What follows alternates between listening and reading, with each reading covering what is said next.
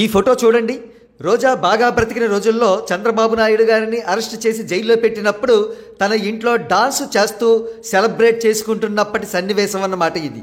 ఈ ఫోటోలో రోజా జన సైనికులకు మిడిల్ ఫింగర్ చూపిస్తోంది. ఈ జెస్చర్ ఒక పచ్చి బూతు అన్నమాట. ఇకపోతే దర్శనం టిక్కెట్లకు సంబంధించి అడ్డగోలుగా సంపాదించే క్రమంలో అస్తమాను రోజా తిరుమలకు వెళుతూ ఉండేది. ఆ క్రమంలో రోజా తీయించుకున్న ఫోటో అన్నమాట ఇది. కట్ చేస్తే జనరల్ ఎలక్షన్స్లో వైఎస్ఆర్సీపీ చిత్తుగా ఓడిపోయింది. రోజా సంగతి సరే సరి.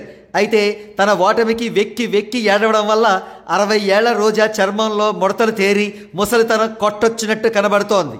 కాగా తన అక్రమార్జన అంతా కూడా కూటమి ప్రభుత్వం స్వాధీనం చేసుకుంటుందనే భయంతో రోజా బీజేపీలో చేరదామని ప్రయత్నించింది. అందుకే నరేంద్ర మోడీ గారికి, కిషన్ రెడ్డి గారికి విషెస్ చెబుతూ ట్వీట్స్ వేసింది. అయితే డిప్యూటీ సీఎం పవన్ కళ్యాణ్ గారు అందుకు ససేమిరా అంగీకరించలేదు. గత్యంతరం లేక వైఎస్ఆర్సీపీలోనే ఉండిపోయింది రోజా. ప్రస్తుతం ఎప్పుడు ఇన్కమ్ ట్యాక్స్ రైట్స్ జరుగుతాయో లేదా ఎప్పుడు పోలీసులు తనని అరెస్ట్ చేస్తారో తెలియక బిక్కుమంటూ బ్రతుకుతోంది రోజా. మరో ప్రక్క సోషల్ మీడియాలో అడపాదడపా ట్వీట్స్ చేస్తూ యాక్టివ్గా ఉండే ప్రయత్నం చేస్తోంది రోజా. ఇటీవల పివి నరసింహారావు జయంతి సందర్భంగా ట్వీట్ వేసింది.